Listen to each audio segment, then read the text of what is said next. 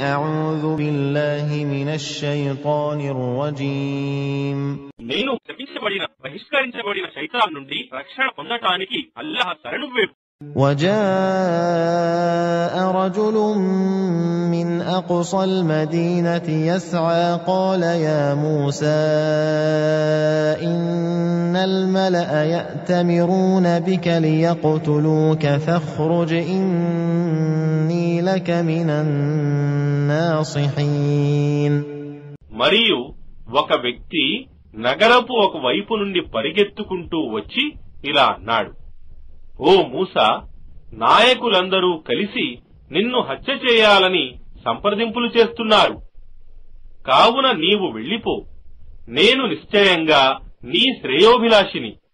فخرج منها خائفا يترقب قال رب نجني من القوم الظالمين.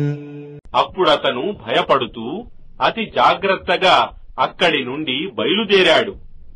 అతను ఇలా ప్రార్థించాడు, ఓ నా ప్రభూ, నన్ను దుర్మార్గుల నుండి కాపాడు.